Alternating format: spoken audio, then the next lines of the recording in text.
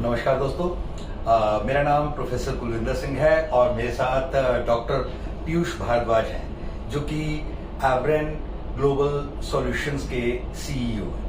आज एक बहुत अच्छा विषय लेके हम आपके सामने आए हैं। आज की डेट में जो बाहर विदेशों में अपने बच्चों को भेज रहे हैं, दो ही रीजन से भेज रहे हैं कि या तो पढ़ाई करके अच्छे से वहां सेटल हो जाएं या फिर वहां पर डायरेक्ट काम करने के लिए जाएं और काम करके वहां पर अपने आप को इस्टेब्लिश कर दें। तो आज का जो विषय रहेगा उसमें हम दो चीजों को समझने का प्रयास करेंगे, एक वर्क वीजा, एक स्टडी वीजा। तो इनको बताने से पहले मैं एक छोटी सी बात आपको बताना चाहता हूँ। ये 100% हमारे ऊपर डिपेंड करता है कि हम किस चीज को कैसे चुने, लेकिन उसमें अगर हम उसकी बारीकियों को पकड़ के उसको जानने के बाद अगर स्टेप अप करते हैं ना, तो फिर हमारे को बाद में पश्चाताप नहीं होता। आज की डेट में क्या है कि हमारे को नॉलेज नहीं है, कोई स्कूल, कोई कॉलेज, कोई इंस्टीट्यूट इस बारे में कंप्लीट नॉलेज नहीं दे रहा, इसलिए इसका फायदा बहुत सारे लोग, अनवांछनीय लोग इससे कर रहे हैं। तो हमारी कोशिश रहेगी ऐसी एक सीरीज ही आगे चलती रहे। पीयूष जी, मैं जैसे स्टडी वीजा के बारे में समझता हूँ कि स्टडी वीजा में जो कुछ पॉइंट्स मेरे सामने आते हैं, पहला, एक बंदे के वहां पीआर, परमानेंट रेजिडेंट होने के चांसेस बढ़ जाते हैं, जिनके व्हाइट कॉलर जॉब के चांसेस बढ़ जाते हैं, उसकी एजुकेशन एनहांस हो जाती है, डिग्री, डिप्लोमा एनहांस हो जाता है, उसका एक्सपीरियंस वहां की एनवायरनमेंट के साथ एकोमोडेट हो जाता है और वो उस एक्सपीरियंस के साथ बहुत कुछ अपने आप को एड अप कर सकता है, नए जॉब्स के बारे में, नई चीजों के बारे में। ये सब चीजें मुझे लगता है कि स्टडी वीजा में होती हैं। और मुझे लगता है कि और भी कोई पॉइंट लगता है आपको कि इसमें, तो मेरा अभी यहाँ पे कंसर्न है कि अगर ये स्टडी वीजा के तरीके से प्रोसेस करके जाना है, एक अमाउंट तो लगना ही है, दोनों में ही लगना है, ऑलमोस्ट बराबर ही लगना है। तो यहाँ पर ऐसा होता है कि वहां पे जाके कुछ लोग, हमारे इंडियन जो माइंडसेट है वो ये रहता है कि वहां पढ़ाई के साथ साथ कुछ पार्ट टाइम अर्न भी कर ले, so that he can make fees out of it, right, उसकी वहां पे living and fees out of it यहाँ से मंगवानी ना पड़े। तो ये तो हो गया स्टडी वीजा। और वर्क वीजा के बारे में थोड़ा सा आप एक रोशनी डालें। सर, पहले तो मैं थोड़ा सा स्टडी वीजा में भी और ऐड ऑन करना चाहूंगा। सबसे पहली चीज, स्टडी वीजा होता क्या है? स्टडी वीजा एक ऐसा वीजा है जिसमें बच्चा जो है बाहर मेनली पढ़ाई के पर्पज से जा रहा है, ठीक है। उस स्टडी वीजा की एक वैलिडिटी होती है। वैलिडिटी कितनी होती है? जितने ड्यूरेशन की उसकी पढ़ाई है। एक एग्जाम्पल के तौर पे समझते हैं, पढ़ाई अलग अलग तरीके की होती है। अगर हम बात करें डिप्लोमा की, तो डिप्लोमा यूजुअली हमारा 2 साल के 6 मंथ्स टू लेके 18 मंथ, 24 मंथ्स। बिल्कुल बिल्कुल। अगर हम बात करें डिग्री की, तो अगर अंडर ग्रेड की डिग्री है, हाँ, तो वो 3 साल, 3.5 साल, 4 साल जी। किसी किसी कोर्सेज में 5 साल की भी और 6 साल की भी डिग्री होती है जी। अगर साइंसेस के कोर्सेज हैं, एमबीबीएस वगैरह, तो वो 6 साल के भी होते हैं जी। और अगर हम मास्टर्स की बात करें तो वो 1 साल से लेके अलग अलग 1 साल, 2 साल तक मैक्सिमम 2 साल होती है। बिल्कुल बिल्कुल जी। तो स्टडी वीजा जो मेनली हमें वीजा मिलता है, वो मिलता है उतने ही ड्यूरेशन के लिए जितने ड्यूरेशन की हमारी पढ़ाई, ठीक है। उसके बाद हम जिसको बोलते हैं पोस्ट स्टडी वर्क वीजा जी, वो हमारा डिपेंड करता है country to country, course to course, कौन सा कोर्स हमने परस्यू किया है, उसमें पोस्ट स्टडी वर्क परमिट कितना है हमारा, किस कंट्री में है, उसके पोस्ट स्टडी वर्क परमिट के क्या रूल्स हैं, क्या रेगुलेशंस हैं, हमें कितना मिल सकता है, कितना नहीं मिल सकता। तो जो भी बच्चा स्टूडेंट वीजा के लिए जा रहा है, उसे ये सारी चीजें समझनी पड़ेंगी सबसे पहले, कि पहली चीज वो अपनी प्रोफाइल को अपग्रेड करने के लिए जा रहा है, पढ़ाई करने के लिए, वो वहां पे जॉब करने नहीं जा रहा। ये बात बहुत इंपॉर्टेंट है और वो उसका फोकस आउट हो जाता है, वो पार्ट टाइम के लिए जाता है। क्या प्रॉब्लम हो रही है, एजेंट्स जो है वो उनको ये कहते हैं, अरे पढ़ाई के लिए चले जाओ और वहां पे काम इतना कर लेना कि आपकी सारी फीस निकल जाए। ऐसा होना एक बहुत रेयर केस है जिसमें ऐसा होता है।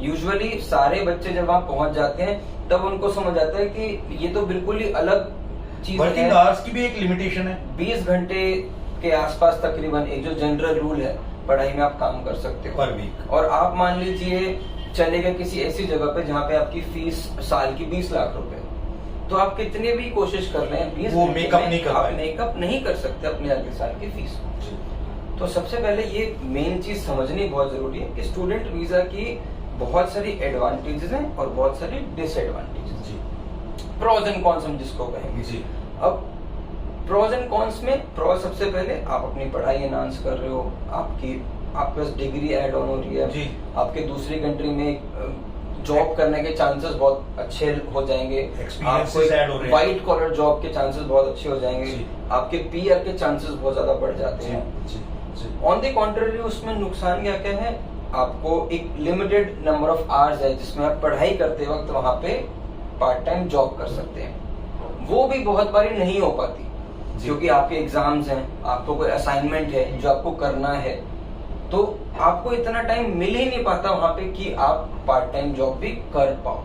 तो आपको मेंटली प्रिपेयर करके कोई यहाँ से भेजता ही नहीं है कि आपको एक फंड अपने पास वो भी लेके चलना है जो अगर आप पार्ट टाइम जॉब ना भी कर पाओ तो वहां पे आप सरवाइव कर पाओ। जी। माता पिता का स्ट्रॉन्ग होना जरूरी है। स्ट्रॉन्ग होना जरूरी है और वहां पे पहले से ही आपको अपने अंदर ये तैयारी करके रखनी है कि Backup अगर चाहिए। किसी महीने में जॉब नहीं कर पाया due to my assignments my exams, मैं बैकअप के लिए मैं खाऊंगा कैसे, मैं रहूंगा कैसे। जी। ये सबसे जरूरी चीज है। वहीं अगर हम दूसरी तरफ समझे वर्क परमिट्स, वर्क वीजास, वो हमारे क्या है? Work visas is a type of visa जो आपको किसी न किसी एम्प्लॉयर ने आपको एक ऑफर लेटर दिया, ओके, उसने आपको वर्क परमिट दिया और उस वर्क परमिट के बेसिस पे आपने एम्बेसी में वीजा अप्लाई किया और आपको उस एम्प्लॉयमेंट के बेसिस पे वीजा मिला।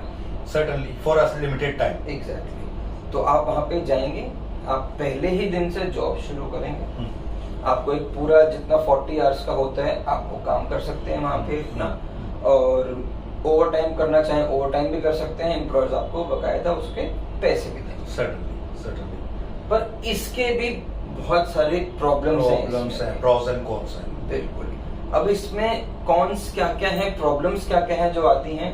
सबसे मेन चीज आज की डेट में हर कंसल्टेंसी कहती है work permit, work permit, work visa, work visa, work visa. सबसे पहले किसी भी क्लाइंट को ये समझना चाहिए और एजेंसी से ये पूछना चाहिए, कंसल्टेंसी कंपनी से, कि क्या आपके पास पावर ऑफ अटॉर्नी है रिक्रूट करने की। वेरी गुड, क्योंकि आजकल यही तो पंगा पड़ रहा है। एग्जैक्टली। अगर मेरे पास रिक्रूट करने का लाइसेंस ही नहीं है तो I am not at all authorised to recruit any. वो कर रहा है तो वो आगे चीजें खराब हो जाएगी। बिल्कुल। चलिए मान लीजिए कोई कंपनी कहती है मैं रिक्रूट नहीं कर रहा पर मैं कंसल्टेशन दे रहा हूं किसी आपको और एक कंपनी को, ताकि आप उस कंपनी को बेस्ट रिसोर्स मिल जाए और आपको बेस्ट कंपनी मिल जाए। मैं मिडमैन का काम मैं मिडमैन का काम कर रहा हूं, अग्रीड। तो वो कंपनी अपनी कंसल्टेशन चार्ज कर सकती है, पर फिर हमें ये समझना पड़ेगा कि क्या उस कंपनी का टाई अप अच्छी रिक्रूटिंग एजेंसी से है भी या नहीं है। मे बी वहाँ की एक अच्छी कंपनी के साथ हो, डायरेक्ट अच्छी कंपनी के साथ तो हो भी नहीं सकता क्योंकि वो लाइसेंस ही नहीं। लाइसेंस ने तो डायरेक्ट कंपनी से तो नहीं हो सकता, डायरेक्ट रिक्रूटिंग एजेंसी से टाई अप जरूर हो सकता। सर्टेन। तो अगर किसी भी कंसल्टेंसी कंपनी का अच्छी रिक्रूटिंग एजेंसी से टाई अप है तो हम फिर भी कह सकते हैं कि हाँ हम उनके पास जा सकते हैं। Otherwise we end up in a fraud, हमारे साथ पैसा लिया जाएगा, हमसे बहुत सारे पैसे लिए जाएंगे और एंड में हमारा वीजा नहीं लगेगा क्योंकि डायरेक्ट किसी भी कंपनी से टाई अप था ही नहीं जिस एजेंसी के पास हम गए थे। ये बहुत इंपॉर्टेंट बात आपने कही है। मैं किसी एजेंसी के ऑफिस में जाता हूँ, मैं शानदार उसका फर्नीचर फिक्सचर बिल्डिंग में अच्छा सब कुछ, बाहर बड़े बड़े बोर्ड देखता हूँ, तो मेरी हिम्मत नहीं होती मेरे को पूछने की कि यार आपके पास ये लाइसेंस है, ये पर्टिकुलर आप एथोराइजेशन है, तो क्या हमारे जो स्टूडेंट्स हैं या जो भी वीजा लेने के लिए जा रहे हैं उनको इतनी हिम्मत रखनी चाहिए कि एजेंट से पूछा जाए। बिल्कुल रखनी चाहिए सर। बिना आप इंफॉर्मेशन, बिना समझे, बिना जाने किसी भी कंसल्टेंसी पे या किसी भी एजेंसी पे भरोसा बिल्कुल ना करें। सबसे पहली चीज जो एक बेसिक चीज है आज की डेट में वो एक वेबसाइट। आप सबसे पहले देखें क्या उस कंपनी की वेबसाइट है, वर्किंग है या नहीं है, और उसके फोन नंबर्स काम कर रहे हैं, उसके फोन नंबर काम कर रहे हैं, जिस ऑफिस में है क्या वो ऑफिस पुराना है या अभी 1-2 महीने पहले ही ऑफिस आया है, ऐसे ना हो कि फैंसी ऑफिस के पीछे एक बहुत बड़ा स्कैम चल रहा हो, जो कि आजकल बहुत सारी जगह चल रहा है, खासकर हरियाणा पंजाब में। आज एक जगह ऑफिस है, आज एक सिटी में ऑफिस है, कल को पता चला 100 लोग रिक्रूट करने के नाम पे पैसे ले लिए, ऑफिस बंद, दूसरे सिटी में चले गए। तो ये बहुत मेजर एक प्रॉब्लम है आज की डेट में जो फेस कर रहे हैं। वेबसाइट सबसे पहली चीज आपको स्टार्टिंग में देखनी है, उनके रिव्यूज देखने हैं, उनकी इंटरनेट पे क्या उनकी गूगल रैंकिंग है भी या नहीं उस कंपनी की, वो समझनी है। अगर ये सब चीजों में आपको सही लगता है तब जाके आप उनके ऑफिस विजिट करिए। सबसे पहले तसल्ली इंटरनेट पे कर लीजिए, तसल्ली होती है तो उनके ऑफिस विजिट कीजिए।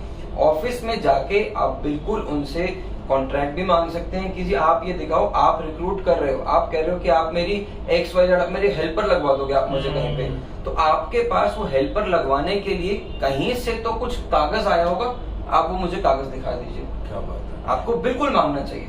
और सर इसमें एक बहुत इंपॉर्टेंट चीज, बहुत सारे लोग तो ये भी कह देते हैं कि हम तो आपसे पैसे ही तब लेंगे जब सब कुछ हो जाएगा, यानी मगर वो रजिस्ट्रेशन फीस ये वो करते करते कई चीजें खर्चे भी करवा देते हैं, लेकिन आपको जब एंटर करना होता है तो उस समय कहा जाता है कि नहीं, we don't charge anything before visa. Exactly, आपको सारी चीजें आप कंपनी से एग्रीमेंट लिख के ले लीजिए कि क्या क्या मेरे खर्चे होंगे, कितने कितने होंगे, कितने मेरे टैक्सेस होंगे, मेरा बेस प्राइस कितना है, इसके अंदर आपके क्या क्या सर्विसेज इंक्लूडेड होंगी। बाई चांस अगर मेरा वीजा नहीं लगा तो मेरे को कुछ मिलेगा वापस या रिफंड या नहीं, अगर मेरे से कुछ लिया गया तो क्या मुझे कुछ मिलेगा या नहीं मिलेगा।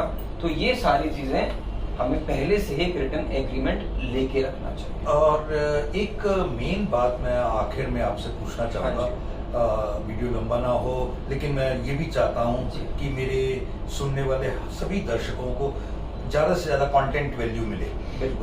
ब्लू कॉलर जॉब्स या व्हाइट कॉलर जॉब्स, किसके लिए हमें अपने बच्चे को या अपने पार्टिसिपेंट को तैयार करना चाहिए? क्योंकि चाहत तो सबकी होती है कि मैं वहां पे लेबर का काम ना करूं, लेकिन यहाँ दोनों चीजों में अंतर भी और दोनों चीजों की प्रेफरेंस भी किस बेसिस पर करनी चाहिए? देखिए, सबसे पहले तो हम समझते हैं आज की डेट में क्या होता है, जब हम यहाँ पे अपनी पढ़ाई कर चुके होते हैं, लेट्स सपोज हमने एक डिग्री खत्म कर ली, हमने स्कूलिंग खत्म कर ली, तो कहीं ना कहीं हम अपने आप को एक सेमी स्किल्ड की कैटेगरी में डाल सकते हैं। ठीक है। अब मान लीजिए हम वहाँ पे पढ़ाई करने के लिए जाते हैं, तो पढ़ाई करने के बाद हम एलिजिबल हो जाते हैं एक अच्छी व्हाइट कॉलर जॉब के लिए, अगर हम अच्छे पढ़ाई के लिए जा रहे हैं। एक एग्जाम्पल के तौर पे मान लीजिए हमने बीटेक कर ली, बीटेक के बाद हम MS के लिए जा रहे हैं बाहर, तो MS के बाद हम एक काफी अच्छी कंपनी में एक जॉब हासिल करने के लिए एलिजिबल हो जाएंगे। तो उसके लिए हमें अपनी प्रोफाइल को इस तरीके से बिल्ड करना पड़ेगा कि हमारा लिंक्डइन का प्रोफाइल अच्छा हो, हमारे पास प्रोजेक्ट्स अच्छे हों, हमारा इंटर्नशिप का एक्सपीरियंस अच्छा हो, हमने काम अच्छा किया और हमें खुद से काम काफी अच्छा आता हो, ताकि कंपनीज हमें रिक्रूट करें। राइट। पर वहीं अगर मुझे ये महसूस होता है कि मेरी प्रोफाइल बहुत अच्छी नहीं है, मुझे लगता है कि मैं पढ़ाई में एक एवरेज बच्चा हूं, तो एक एवरेज बच्चा दोनों जगह की कोशिश कर सकता है। वो एक ऐसे कोर्स में भी जा सकता है जिसमें उसको लगता है कि इस कोर्स में मेरा पढ़ाई भी साथ साथ निकल जाएगी, साथ साथ मेरी पार्ट टाइम जॉब भी निकल जाएगी, और इसके बाद मैं चाहूं तो मैं देख सकता हूं कि मैं थोड़ी ब्लू कॉलर टाइप की जॉब भी ले सकता हूं, या मैं व्हाइट कॉलर टाइप की जॉब में एलिजिबल बन जाऊंगा तो मैं वो भी कर सकता हूं। और अगर बच्चे को लगता है कि नहीं, मैं आगे पढ़ाई कर ही नहीं सकता अभी फिलहाल के लिए, तो यहाँ से यूजुअली इंडिया से इस टाइम पे जो बाहर जॉब्स लगती हैं, ज्यादातर लगती हैं ब्लू कॉलर जॉब्स। तो फिर उसको अपना पहला जो उसका स्टेपिंग स्टोन होगा बाहर जाने का, वो एक ब्लू कॉलर जॉब लेके वो वहां पे जाए और सिर्फ उस जॉब पे स्टक ना हो जाए। अगर उसको लगता है कि उसमें कैपेबिलिटी है तो पार्ट टाइम वो अपनी पढ़ाई भी कर सकता है, धीरे धीरे अपनी पढ़ाई पार्ट टाइम कर ले, और पढ़ाई खत्म करने के बाद फिर वो फिर से सोच सकता है, असेस कर सकता है कि क्या मुझे अब व्हाइट कॉलर जॉब करनी चाहिए, क्या मुझ में अब इतनी कैपेबिलिटी हो गई है, या मुझे ब्लू कॉलर जॉब को ही कंटिन्यू रखना चाहिए। बहुत अच्छा, बहुत अच्छा। लेकिन बहुत सारे प्रश्न अभी भी मन में हैं। मैं चाहूंगा कि अगले प्रश्न वीडियोस में अगले प्रश्न मैं आपसे पूछूं और चीजें इसी तरह से कंटिन्यूटी में एक सीरीज के रूप में लोगों को नजर आए। मैं आज के लिए अपने सभी दर्शकों से एक बार इजाजत चाहूंगा। Thank you. Thank you.